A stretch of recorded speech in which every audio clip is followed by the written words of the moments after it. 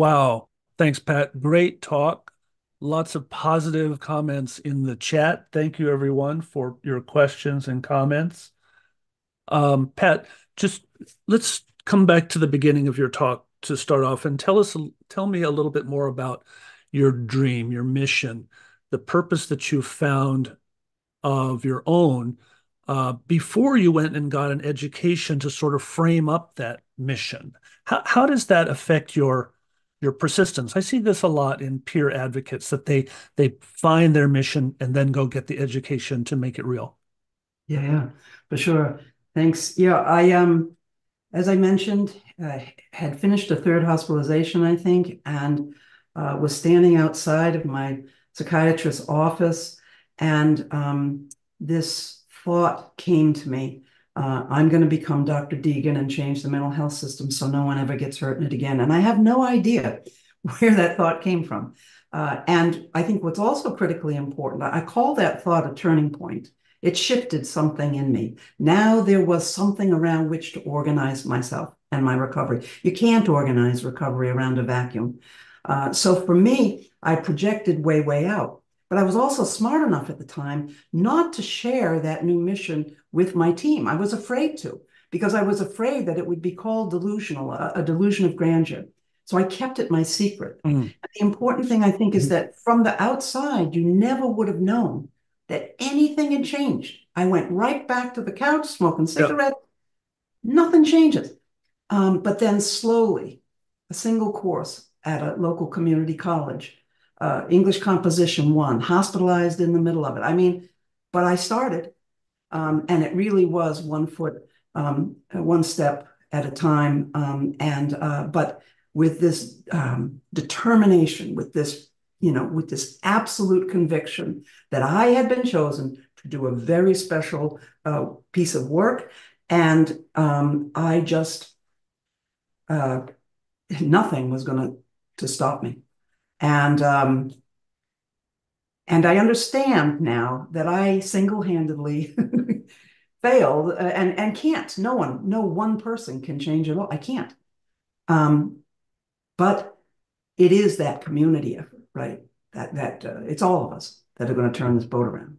You had some luck. You had a nanny who didn't give up on you. Yeah. And that seems to be a really important part to getting well is that we just got lucky. Yeah, yeah. We had some pieces and parts that others didn't. Let me ask some questions from the group. You talk about people are not systems, and this makes me think about the workforce and how difficult it is to do this work. A lot of people here in this uh, conference are working in the system, working with people who are psychotic on occasion. How can do you have any coaching on how to remain human in an inhuman system? Yeah, I always thought that that was the question they never answered in graduate school is how to remain human-hearted in the sometimes not so human services. And I think that there is a very definite answer to that question. And I believe that those of us who are able to come to work for 6 months, anybody can do it. But then you Yeah. see the attrition, right? Mhm. It's easier to work at Amazon and maybe even make more money there, right? So those of us who stay, we stay because we personally, whether or not we have a psychiatric diagnosis, each and every one of us who returns to work in this field is here because we personally have made a passage in our lives, a difficult passage. There was a time, and I don't know what yours was, Jason, or others here today, but at some point life knocked us down and we thought maybe we wouldn't even get up, but somehow we did. We made this passage and came out the other end, as they say, transformed. And it is that personal experience of having been through something that was extremely difficult that changed us so that the orientation of our heart is towards hope. That when we see somebody rolling off a bunk in a jail cell the next day, that we are not slayed by that and give up, but rather we're like, so we begin.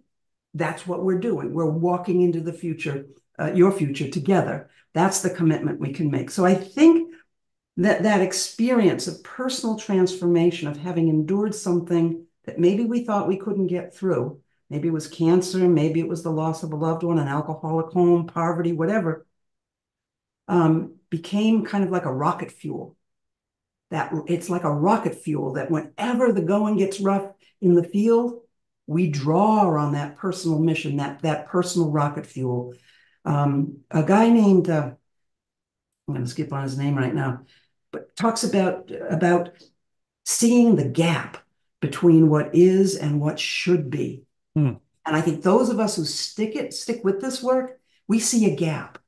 And we also have a prophetic vision of how to close that gap. In my case, I'm saying one way to think about closing the gap that I see, the gap between what is and what should be, is to bring the voice and choice of the individual to the very center of the care team in order to make help helpful. So each of us has a different take on what that gap is and how to close it. But that's the rocket fuel. That's what brings us to the work and keeps us coming back. So I'm, this I'm, whole idea that there are those with lived experience and those who yeah, don't have lived experience, part of me kind of doesn't buy it yeah. because like it's almost a redundancy, lived experience, hello. And I love the word lived experience, right? And studied phenomenology and I get it. But at the same time, I believe those of us in the field have lived an experience which keeps us filled with hope, the way my grandmother was. So I note that you're not using the word spiritual in any respect here. And I wonder, I mean, maybe it's uncomfortable for you, but was this a transformative spiritual experience, what other people would call a spiritual experience for you? Which part of it? The This journey? this sort of thing that gets you from here to there, that leap of faith. Yes, I feel very much called by my higher power, my God. For me, that was a personal relationship with my higher power has been a key sustaining force in my ongoing efforts. And I draw on it daily. And yeah, for sure. So what would you say? I mean, we have a lot of people here in this conference again who are working with people with psychosis, and I think people who are struggling right here because they haven't had that spiritual experience. They hear that they have to have it in order to keep going. It's the thing that's going to get them through this terrible, inhumane system. Where is it? How do they find it? What should people do to begin a spiritual practice who are working in this field? Yeah, I'm not going to recommend a spiritual practice to anybody for sure. But what I would do is I would be willing to sit down with anyone and hear about your passage. What's the passage you know about? What's the passage you have made in your life? Tell me more. And that in and through that passage emerges this vision of a way to close the gap between what is and what should be. And being able to put words on that passage and connect it to the work we're doing today, I believe is the method to humanize the human services, to make them more humane and human, and to tap that extraordinary healing power. So that just think of a simple thing. I really enjoy the work of Atul Gawande. And I really thought his book, The Checklist Manifesto, was quite Yeah. extraordinary. And in that book, he talks about how surgical teams, by simply coming together and doing a huddle prior to surgery, where we introduce the anesthesiologist and the anesthetist nurse and the surgeon to each other as human beings and say a bit about ourselves, improves survival rate of surgery in an extraordinary fashion. So not only do we need to each individually discover our own kind of vision, our own rocket fuel for how to close the gap between what is and what should be. We need to be willing to share that with one another, our mission. Why are you here? And I'm not saying that the workplace become a place where we're all spilling our guts all day. That wouldn't be necessarily productive. But being willing, if we're working on a team, for us to share our why it is I get out here, work for almost nothing, and I really come back and I care the next day, because it's so easy to grow hard of heart and just turn off and become automated. And that's to be avoided at all costs. And you do this sort of coaching with individuals and Yeah. with teams. Sure. It's important. Well, give us then just a little tips on guidance you give to interdisciplinary teams or team meetings or care conferences about listening to the peer experience, about this sort of recognizing that that these are not passive individuals; these are individuals struggling. Yeah.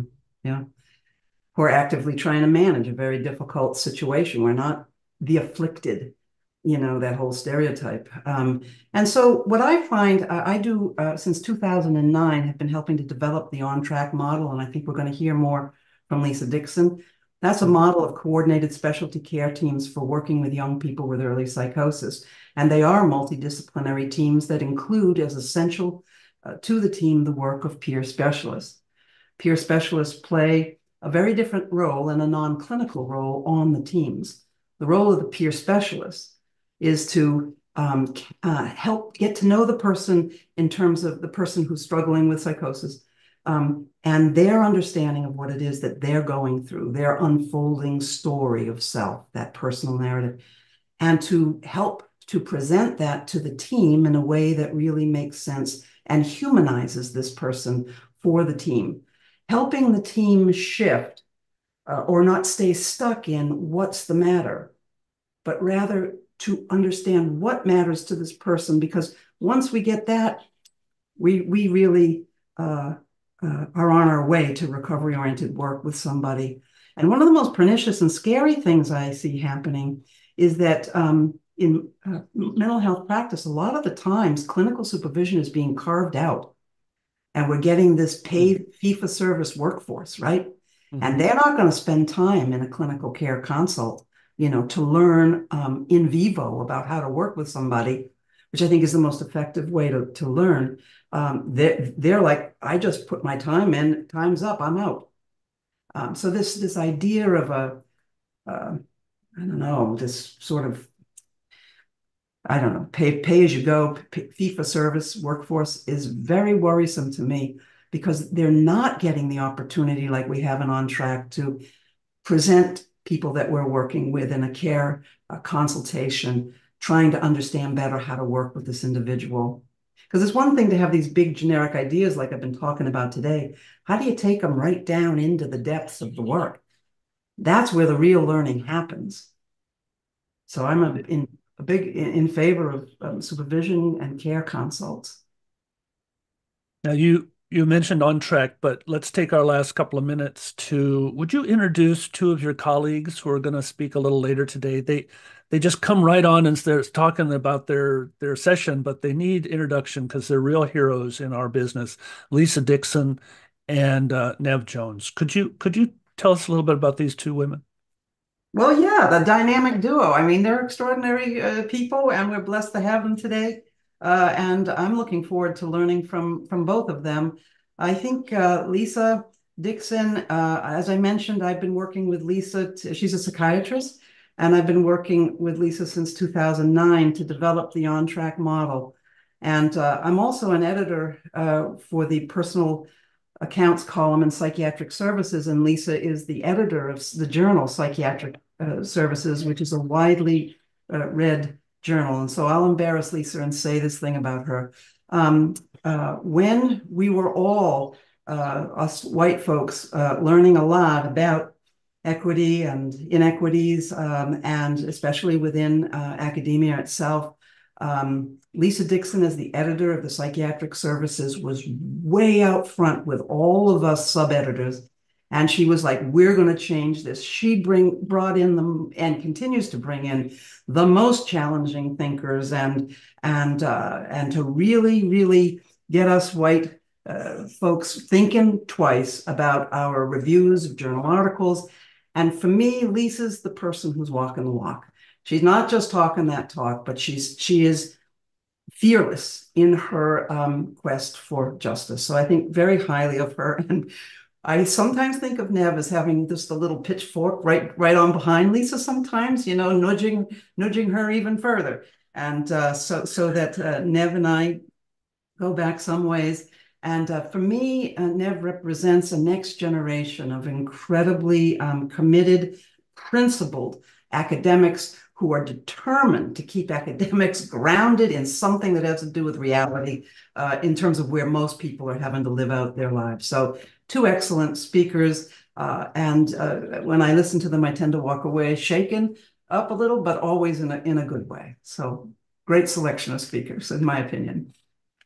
Thanks, Pat. And thanks for your talk, and thanks for answering a bunch of questions for us today. Um, Good luck and be well, and stay tuned. Thank you so much.